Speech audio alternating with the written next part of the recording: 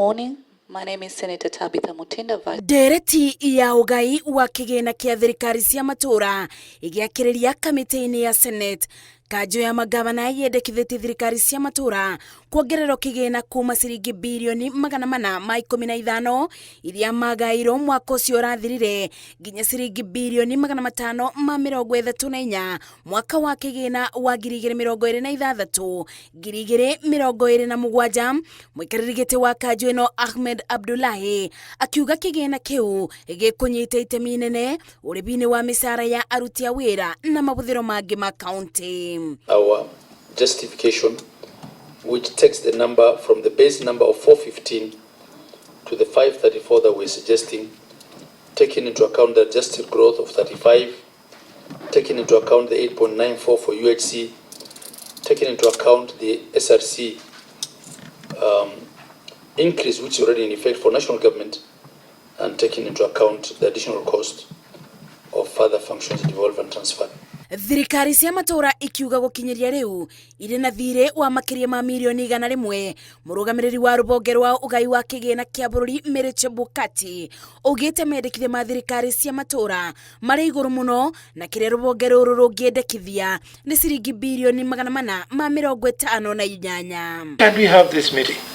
National Treasury, Council of Governors and CRA, we agree what we want to do with these figures. Look, increasing by 5 billion, listening to the presentation of the chair, is quite obvious that it is against common sense.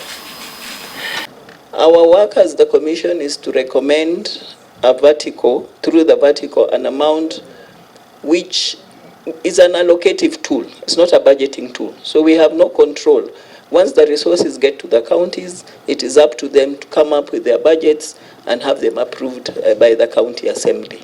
Gũkĩrĩ ũguo kamĩtĩ ya Senate yugĩte kwa ihinda rĩrĩ kĩgĩna kĩrĩa ĩngĩendekithia kĩgaĩrwo thirikari cia matũũra nĩ ciringi bilioni 454 iria ciongereirwo kuma kũrĩ bilioni 415 iria thirikari ici iramũkĩra ihinda-inĩ rĩrĩ. We have to decide between the 520B and the 454 billion. I really want the governors who are here to understand that we believe in devolution. We support you. The noise we've made about the outstanding issues and the comments about our behavior, I will agree with you, Chair, that for now we'll shelve it. 5 billion increase being suggested by Treasury does not even cover the salary of UHC workers. So we've been vindicated.